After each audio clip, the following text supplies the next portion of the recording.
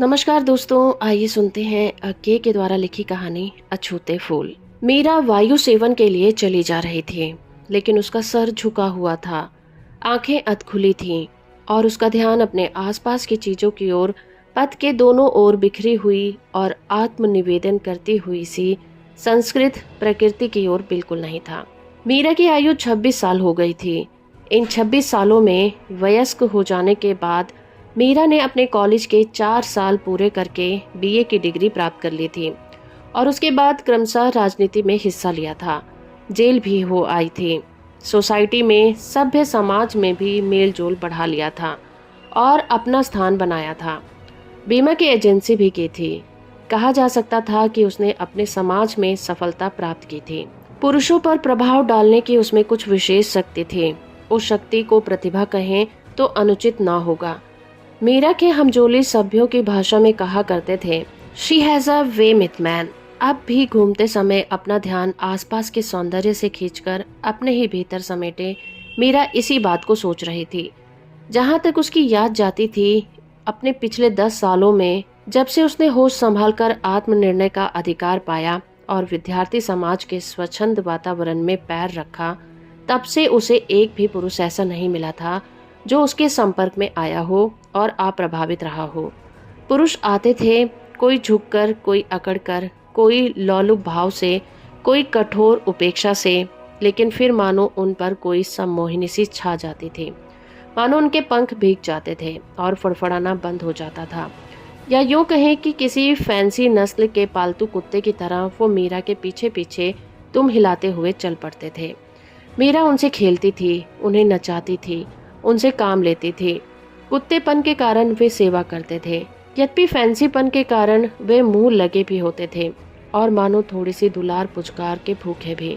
मीरा इस बात को जानती थी और इसकी अनदेखी भी नहीं करती थी, लेकिन इतना होने पर भी मीरा ने पुरुषों से एक विशेष दूरी कायम की थी, एक अलगाव स्थापित कर रखा था।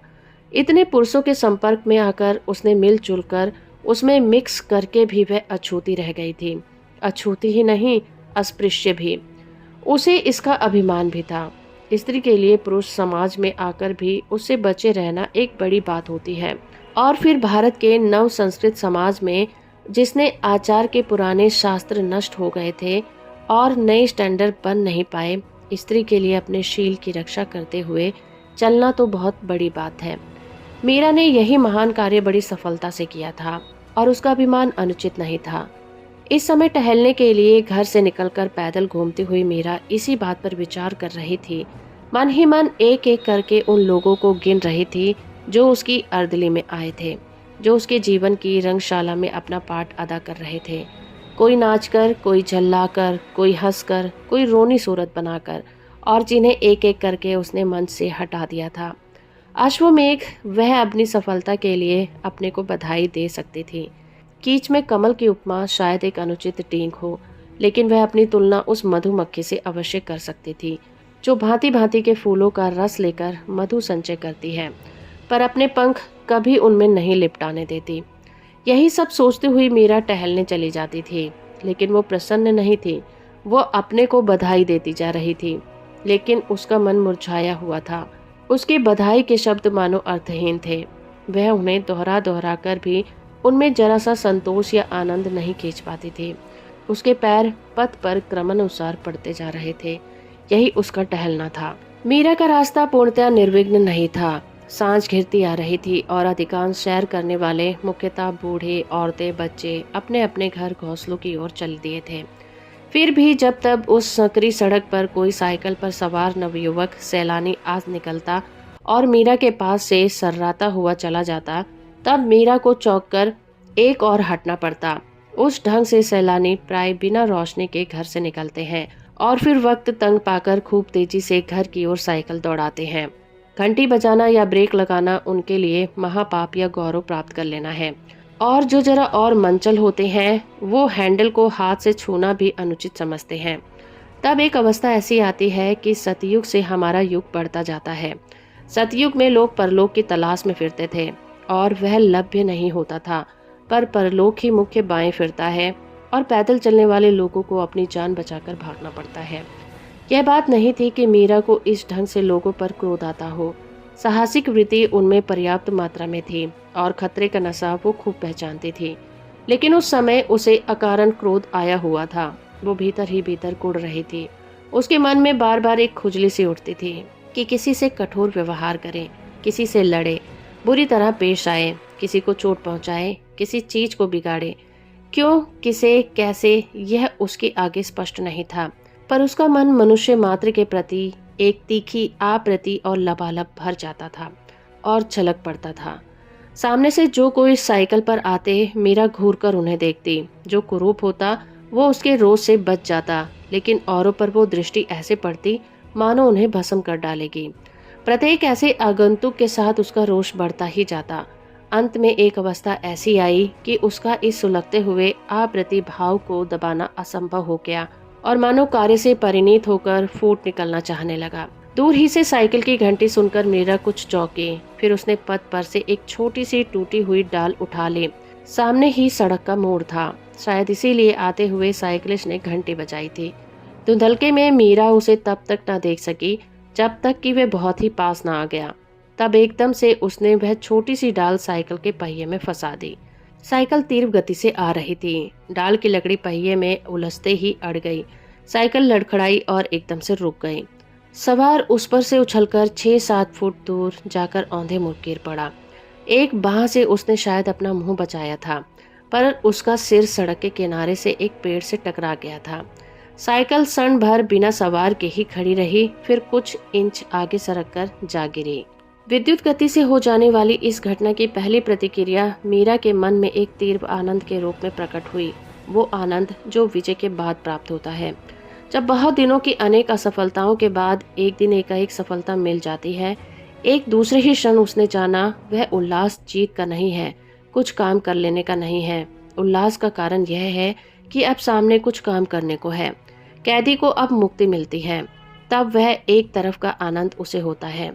पर इस समय मीरा को आनंद हो रहा था, जैसा कि बहुत दिनों से काल कोठरी में निकम्मे पड़े हुए कैदी को उस समय होता है जब उसे मशक्कत दी जाती है, फिर वो चाहे पत्थर कूटना या जंगाई या कोल्हू ही क्यों ना हो। मीरा लपक कर उस आदमी के पास पहुंची।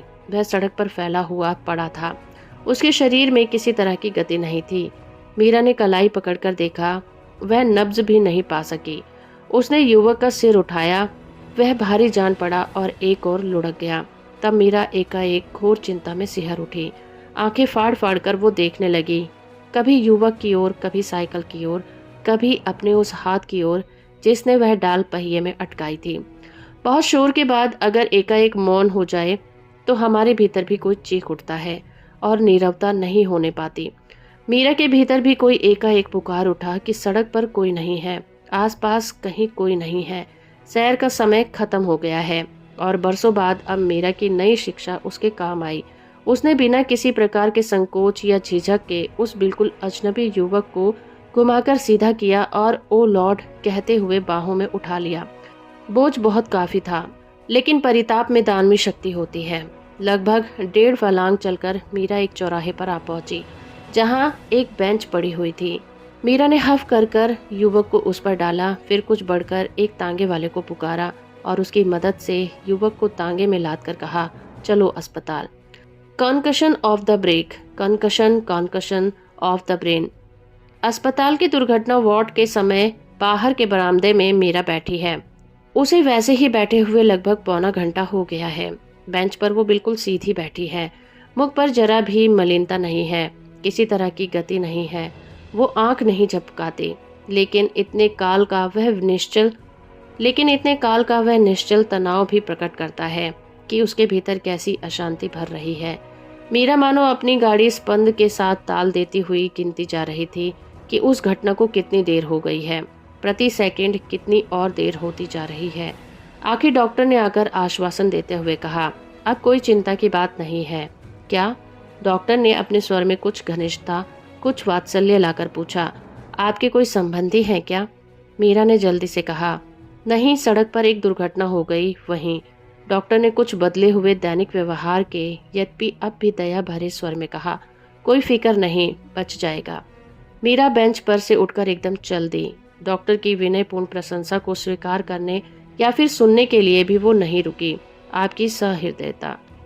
घर लौटकर मीरा सीधी ऊपर अपने कमरे में चली गई और धड़ाके से द्वार बंद करके खिड़की के पास बैठ गई। खिड़की खुली हुई थी।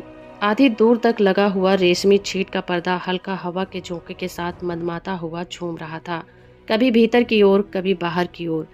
दूर घने नीले स्वच्छ आकाश के तारे टिमटिमा रहे थे। मीरा को याद आया जब उसने घोर आकांक्षा से भरकर उस बेहोश युवक के मंद पलकों को खींचकर भीतर झांका था, तब उसमें का स्वाभाविक आलोक बुझा हुआ सा था। आत्मा के वे द्वार बंद नहीं हुए थे, पर उनके आगे एक झीना पर्दा सा छाया हुआ था।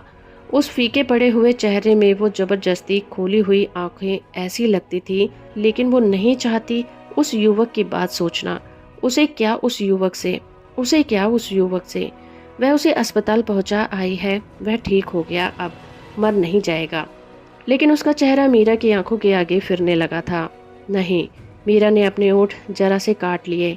वो नहीं देखेगी उसका चेहरा, वो पीड़ा से सिकुड़ा हुआ शरीर, वो नहीं देखेगी। लेकिन क्या नहीं देखेगी? वो दोहराते हुए तो फिर बार बार उसे ही देखती जा रही थी। उसने फिर ओठ काट लिए, मुट्ठियां भींच ली। एक मुट्ठी में अभी तक वह फूल दबा हुआ था जो उसने टहलते समय राह के किनारे लगी क्यारी में से तोड़ लिया था। अब तक वो उसे मुट्ठी में ही लिए हुए थी। मीरा का शरीर ढीला पड़ गया था। उसका देर का संचित तनाव मिटने लगा था। वो स्थिर अनदेखती दृष्टि से उस फूल की ओर देखने लगी। मुरझाया हुआ, कुलचा हुआ, गर्मी और पसीने और दबाव में अपनी सफेदी खोकर काला पड़ गया था। उसे अपनी डींग याद आई। पंख में पंकज तो नहीं, पर हाँ, वहाँ मधुमक्खी अवश्य, जो अपने संचित किए हुए मधु में अपने पंख नहीं लिपटाती, फंसती नहीं, मुक्त ही रहती है, अछूती, अस्पृश्य। अब उसने फिर अपने ओठ काट लिए। अब की बार कुछ भुलाने के लिए नहीं, इस बार केवल एक शब्द के उच्चारण को रोक देने के लिए, जो उसकी सारी विदेशी शिक्षा और सभ्यता और संस्कृति का निचोड़ बनकर अपने होठों तक आया था। डैम। तब एकाएक उसकी आंखों से आंसू गिरने लगे, शब्दहीन लेकिन बड़े बड़े गोल गोल आंसू। तो दोस्तों, अभी आप सुन रहे थे अज्ञे के द्वारा लिखी कहानी अछूते फूल। उम्मीद करती हूँ मेरा ये प्रयास और ये कहानी आपको अच्छी लगी होगी। इसी तरह की वीडियो और कहानियों से परिचित होने के लिए आप मेरे इस चैनल को सब्सक्राइब कर सकते हैं। वीडियो को यहाँ तक देखने के लिए धन्यवाद।